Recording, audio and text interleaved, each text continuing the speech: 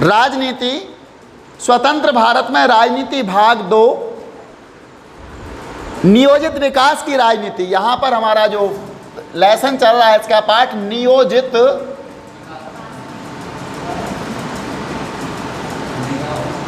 विकास की राजनीति।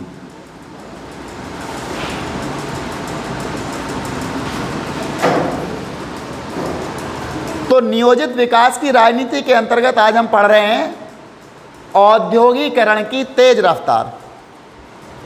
हमने प्रथम पंचवर्षीय योजना जो कि 1951 में प्रारंभ हुई थी और 1956 तक चली थी, कल पढ़ा था, कल के वीडियो में भी यही था।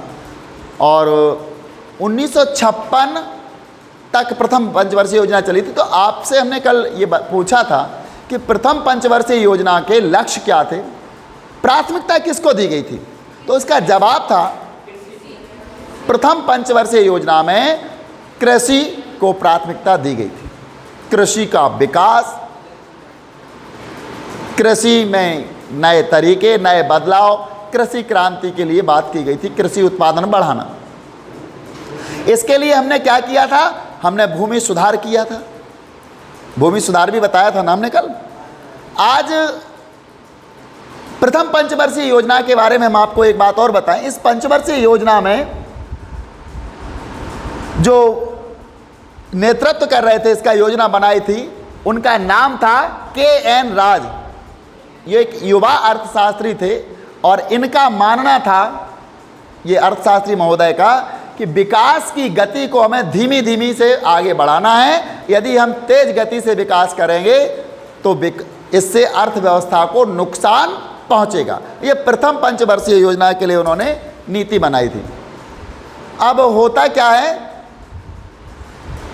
द्वितीय पंचवर्षीय योजना आ जाती है और द्वितीय पंचवर्षीय योजना 1956 से लेकर 1961 तक चलती है। तो निश्चित है कि इस योजना बनाने वाले व्यक्ति भी बदले होंगे 5 वर्ष बाद। और इस बार आए थे पीसी महालनोबिस। पीसी महालनोबिस ये अंतर्राष्ट्रीय स्तर के विख्यात वैज्ञानिक एवं सांख्यिकीविद थे। सांख्यिकीविद अर्थशास्त्री ही होता है और एक वैज्ञानिक भी थे साथ में। 1931 सांख्यिकी संस्थान 1931 में जो बनी थी, उसके संस्थापक दूसरी पंचवर्षीय योजना के योजनाकार और तीव्र औद्योगिकरण और सार्वजनिक क्षेत्र की सक्रिय भूमिका के समर्थक थे।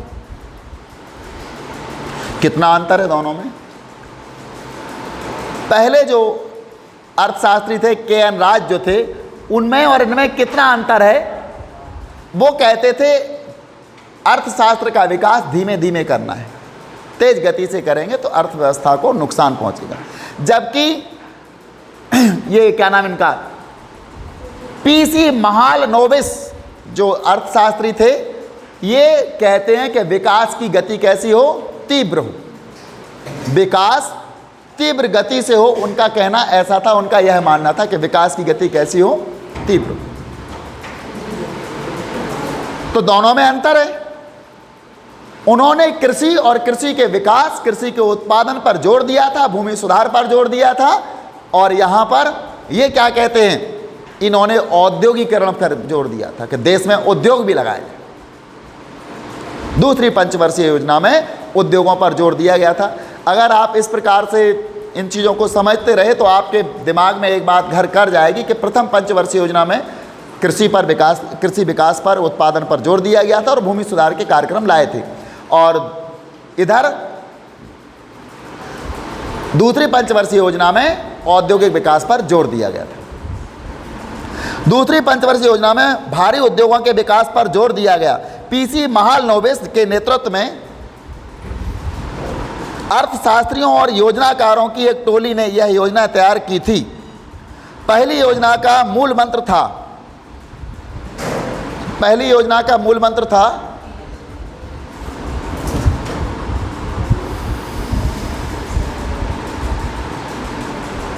धीरज। लेकिन दूसरी योजना की कोशिश तेज गति से संरचनात्मक बदलाव करने की थी। पहली योजना का मूल मंत्र क्या था? धीरज, यानी कि धीमे धीमे विकास। ये के.एन. राज ने कहा था, जो अर्थशास्त्री थे, कि विकास कैसे होना है? धीमे धीमे होना है। ये मूल मंत्र था पहली योजना का। इसका हो गया, पहली योजना का मूल मंत्र था धीरज। लेकिन दूसरी योजना की कोशिश तेज गति से, दूसरी योजना जैसे ही दूसरी योजना आती है पीसी महालनोबिस के नेतृत्व में, तो इनने कहा संरचनात्मक बदलाव करो और तेज गति से ले चलो, हमें विकास तेज गति से करना है, पहली में जबकि धीमा था। इसके लिए हर संभव दिशाओं में बदलाव की बात तय की गई, हर तरफ बदलाव हो, ये दूसरी योजना का मुख्य आधार था। तीव्र गति और हर प्रकार से बदलाव।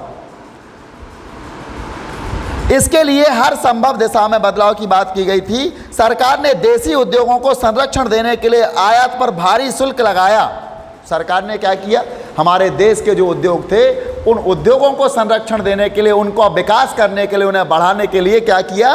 आयात पर शुल्क लगा दिया। विदेशों से जो वस्तु आती थी उन पर ऊंचा शुल्क लगा दिया, जिससे विदेश की वस्तु ना आ पाए, हमारे देश के उद्योगों में बनी हुई वस्तुएं ही यहाँ उपयोग में लाई जाएं। जब विदेशी वस्तु हमारे यहाँ कमाएंगी तो हमारे यहाँ के उद्योगों की बिकेंगी वस्तु। तो इसलिए उन्होंने क्या किया था? उद्योगों, यानी हमारे देश के जो स्थानीय उद्योग थे, देसी उद्योग थे, इन उद्योगों को बढ़ावा देने के लिए विदेशी जो आयात कर था वो बढ़ा दिया, आयात शुल्क बढ़ा दिया। संरक्षण की इस नीति से, यानी देसी उद्योगों का जो संरक्षण था सरकार का, इस नीति से निजी और सार्वजनिक क्षेत्र के उद्योगों को आगे बढ़ने में मदद मिली। निजी उद्योग और सार्वजनिक क्षेत्र के उद्योग कौन होते हैं? निजी उद्योग वह उद्योग होते हैं जो निजी व्यक्तियों द्वारा जिनका संचालन किया जाता है, निजी व्यक्तियों का जिसमें स्वामित्व होता है कोई उद्योगपति का।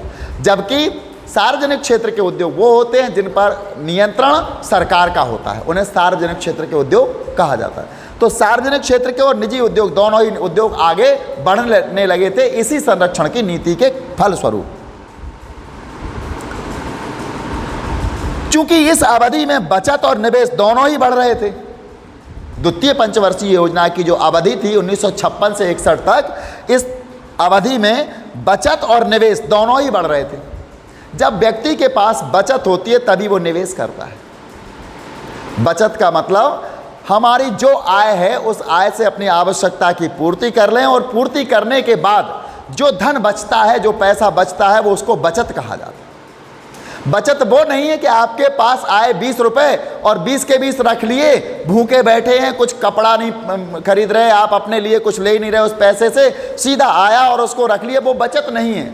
बचत वो है अपनी आवश्यकताओं की पूर्ति के पश्चात जो राशि बचती है, जो धन बचता है, वो बचत कहलाता है। और जब बचत होती है तो क्या होता है? निवेश बढ़ता है। किसी के पास पैसे बचत होने लगती है, पैसे आने लगते, बचत जैसी उसके पास बढ़ती है तो उस पैसे का वो उपयोग कहाँ करता है? कभी कहता है प्लॉट लेके डाल दो, कभी कहता है कोई और बिजनेस में लगा दो, वो निवेश कहलाता है। यानी पैसे से और अधिक पैसा पैदा करना या अपने धन को ऐसे कार्यों में लगाना जिससे और अधिक धन प्राप्त हो, वो निवेश कहलाता है। तो बचत का क्या हुआ? इस अवधि में, यानी 1956 से लेकर 61 की जो अवधि थी, इस अवधि में बचत और निवेश दोनों ही बढ़ रहे थे। इसलिए बिजली, रेलवे, इस्पात, मशीनरी और संचार जैसे उद्योगों को सार्वजनिक क्षेत्र में विकसित किया जा सकता था। यानी जो मुख्य उद्देश्य थे, बिजली उद्योग, रेलवे उद्योग, इस्पात और मशीनरी और संचार, ये 5 प्रकार के उद्योगों को सार्वजनिक क्षेत्र के उद्योगों में लाया गया कि ये उद्योग कैसे होंगे? सरकारी उद्योग कहलाएंगे, सरकार का इन पर नियंत्रण होगा। दरअसल औद्योगिकरण पर दिए गए इस जोर ने भारतीय अर्थव्यवस्था के विकास को एक नया आयाम दिया। औद्योगिकरण पर दिए गए इस जोर ने भारतीय अर्थव्यवस्था के विकास को एक नया आयाम दिया। भारतीय अर्थव्यवस्था का जो विकास था, इसको एक नया आयाम दिया। बहरहाल इसके साथ कुछ समस्याएं भी थीं। इसके साथ क्या समस्याएं थीं? भारत प्रौद्योगिकी के लिहाज से पिछड़ा हुआ था। ये प्रौद्योगिकी क्या होती है आप जानते हो? प्रौद्योगिकी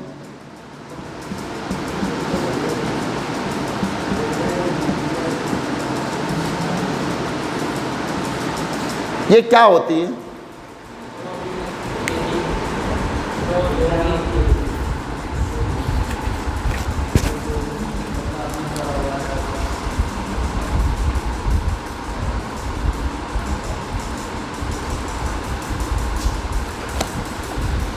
प्रौद्योगिकी का मतलब होता है तकनीकी। किसी वस्तु को बनाने के तरीके, उद्योग हम लगाएं, उसको कैसे उत्पादन करें, उत्पादन करने का तरीका, वो प्रौद्योगिकी कहलाती है। हमारा देश औद्योगिक दृष्टि से पिछड़ा इसलिए था क्योंकि हमारे पास तकनीकी या प्रौद्योगिकी नहीं थी। हमारे पास नए नए तरीके नहीं थे कि उद्योग में कैसे उत्पादन करना है। जब हमारे पास तरीके नहीं थे, प्रौद्योगिकी नहीं थी, तो हम पिछड़ गए। आपने देखा होगा, हम रोटी बनाते हैं तो सामान्यतः हाथ से बनाते हैं, और अगर 10-50 लोगों को बनाना है तो 2-4 लोगों को बुला के बनवाते हैं। और आपने देखा होगा बड़े बड़े जो लंगर होते हैं, जहां हजारों लोग भोजन करते हैं, वहां कितने लोग रोटियां बनाते होंगे? 2 लोग मुश्किल से। हजारों लोगों के भोजन के लिए 2 लोग रोटियां बनाते हैं। वहां सारा काम स्वचालित होता है, मशीनों के द्वारा। वो क्या है? प्रौद्योगिकी। क्या है वो? प्रौद्योगिकी है। 2 लोगों के द्वारा इतना ज्यादा उत्पादन, कुछ नहीं करना होता है। आटा की थैली जो होती है आटा की, उनको रख दिया जाता है वहां जहां से स्टार्टिंग होती है मशीन। मशीन अपने आप आटा की बोरी को काटती है, लेके जाती है। आटा उसके उपकरणों में ऐसे घूमता हुआ मशीन के अंदर घूमता हुआ जाता है, पानी अलग आ जाता है उसमें, और इस प्रकार से आटे की लुगदी बन जाती है। आटा सन जाता है उसमें। इसके बाद मशीन में वो आगे बढ़ता है, आटा उसको आगे बढ़ा दिया जाता है, बेल्ट वेल्ट लगे रहते हैं उसमें, तो वो आगे बढ़ाया और आगे छोटे छोटे उसकी वो टुकड़े काट दिए जाते हैं। और इन टुकड़ों को काटने के पश्चात वो आगे वो टुकड़े जो होते हैं वो किसी ऐसी जगह से गुजारे जाते हैं जहां उनको दबाव पड़े उन पर। तो जैसे ही वो दबाव पड़ता है तो वो रोटी के रूप में बन जाता है, क्योंकि गोल टुकड़ा है, दबाव पड़ेगा, गोल ही तो फैलेगी, और वो आगे अपने आप बढ़ती चली जा रही। वो जब जाएगी और आगे जाएगी, एक बेल्ट पर जा रही, वो लोहे का बेल्ट होता है, उसके ऊपर जा रही, नीचे से फ्लेम जल रही है, आग जल रही है, इधर से गई, फिर उधर से लौट के एक जगह से फिर गुजरेगी तो उस तरफ से भी सिक जाएगी। दोनों तरफ से सिकती जा रही रोटी, और अंततः आउटपुट वाले उसमें पहुंच जाती है बाहर। मशीन की तरह चलती है और बड़ी स्पीड में चलती है। हम तो एक आपको धीमी प्रक्रिया बताए, ये तो बहुत स्पीड में चलती है। रोटियों का वहाँ ढेर लगता जाता है, खाइए कितने लोग। तो वो क्या है? एक प्रौद्योगिकी है। और हाथ से बनाना, ये हम प्रौद्योगिकी में पिछड़े। हाथ से बनाना एक प्रौद्योगिकी में पिछड़े। हम सामान्यतः जो सब्जी बनाते उसके लिए मसाला सिल और बट्टा के माध्यम से पीसते थे। टाइम लगता था, एक महिला को पीसने में या एक पुरुष को पीसने में टाइम लगता था, लेकिन प्रौद्योगिकी आई और मिक्सर ग्राइंडर बना दिया। मिक्सर में डालो, बटन दबाओ, जब तक दूसरा काम करो, फिर आकर के देखो मसाला तैयार। अब आपको बाजू अपनी नहीं चलानी, आपको मेहनत। तो ये क्या है? प्रौद्योगिकी। तो हमारा देश उस समय प्रौद्योगिकी में पिछड़ रहा था, प्रौद्योगिकी के लिहाज से पिछड़ा हुआ था, और विश्व बाजार से प्रौद्योगिकी खरीदने में उसे अपनी बहुमूल्य विदेशी मुद्रा खर्च करनी पड़ी। जब उसने कहा तो हमारे उद्योग आगे कैसे बढ़ेंगे, उद्योग बढ़ाने के लिए हमें प्रौद्योगिकी की जरूरत पड़ेगी, और विश्व बाजार से प्रौद्योगिकी हमें बढ़ाने के लिए या प्रौद्योगिकी खरीदने के लिए हमें बहुत सारा धन खर्च करना पड़ा। विदेशी जो मुद्रा थी वो हमें खर्च करनी पड़ी, क्योंकि विदेशों से हम प्रौद्योगिकी खरीदेंगे तो विदेशी मुद्रा के माध्यम से ही खरीदेंगे, और विदेशी मुद्रा हमें खर्च करनी पड़ेगी, तब हमें प्रौद्योगिकी मिलेगी। प्रौद्योगिकी का मतलब ये तकनीकी हमें कब देते हैं लोग, कब बताते हैं? जब हम उन्हें पैसा देते हैं, तब वो हमें तकनीकी बताते हैं। ऐसे में खाद्यान्न संकट की आशंका अलग से सता रही थी। हमारे देश में खाद्यान्न संकट, खाने के लिए जो अन्न था, इस संकट की भी समस्या हमें सता रही थी। आशंका थी हमको कि ये संकट उत्पन्न होगा, क्योंकि उसी वर्ष सूखा भी पड़ रहा था उसमें।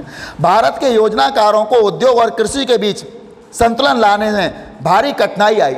भारत के जो योजनाकार थे, पंचवर्षीय योजना जो बनाने वाले थे, इनको कृषि और उद्योगों के बीच में संतुलन बनाना था। कृषि का भी उत्पादन हो और उद्योग भी साथ साथ चलें, इनके बीच में संतुलन बना रहे। अगर हम पूरा ध्यान उद्योग पर देते हैं तो फिर कृषि का उत्पादन कम हो जाएगा, कृषि पर देते तो उद्योग पीछे रह जाएंगे, हमारे इसमें बचतें नहीं होंगी तो निवेश नहीं होगा, अर्थव्यवस्था पीछे चली जाएगी।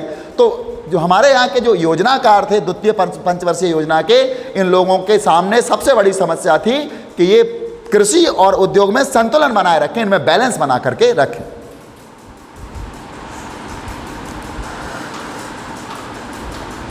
तीसरी पंचवर्षीय योजना, जब तीसरी पंचवर्षीय योजना प्रारंभ हुई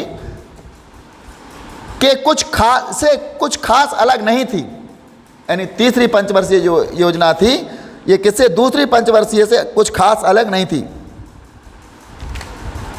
दूसरी जैसी ही तीसरी थी। इसका मतलब है तीसरी पंचवर्षीय योजना में भी हमने उद्योगों के विकास पर ध्यान दिया होगा, क्योंकि दूसरी से खास अलग नहीं थी।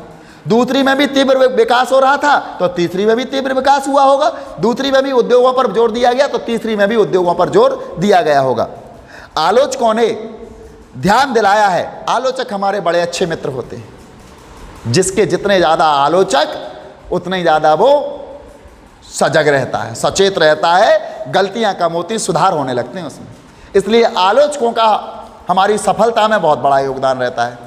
आज हमारी एक छात्रा पूछ रही थी कि सर सफलता में आपने जो सफलता हासिल की है इसमें कैसे आपने स्ट्रगल किया होगा, कुछ आलोचक भी मिले होंगे जो नेगेटिव बोलते होंगे, उसके लिए जवाब यहाँ राजनीति से दिया जा रहा है, जिसके जितने ज़्यादा आलोचक वो उतने ज़्यादा सफल होता है।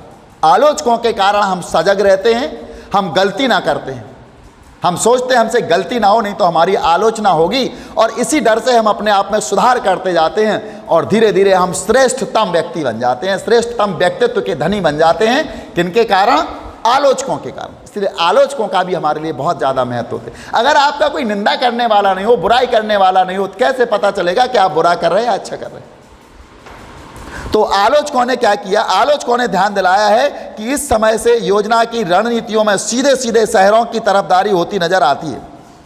उस समय जो आलोचक थे, सरकार के योजनाओं के आलोचक थे, उनने कहा कि ये जो योजनाएं बनाई जा रही हैं, पंचवर्षीय योजनाएं, इन योजनाओं में तो शहरों की तरफदारी की जा रही है, शहरों का विकास। चूंकि उद्योग कहाँ लगाए जाते हैं? शहरों में।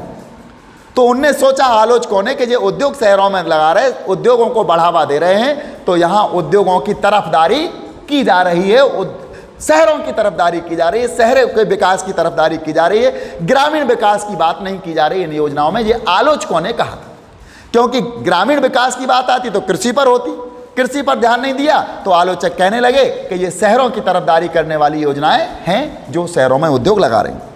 अन्य कुछ लोगों का मानना था कि कृषि की जगह उद्योग को प्राथमिकता देकर गलती की गई। कुछ ऐसे भी लोग थे जो चाहते थे कि भारी उद्योगों की जगह कृषि आधारित उद्योगों पर जोर दिया जाए। भारी उद्योग जानते हो? भारी उद्योग कौन कौन से होते हैं?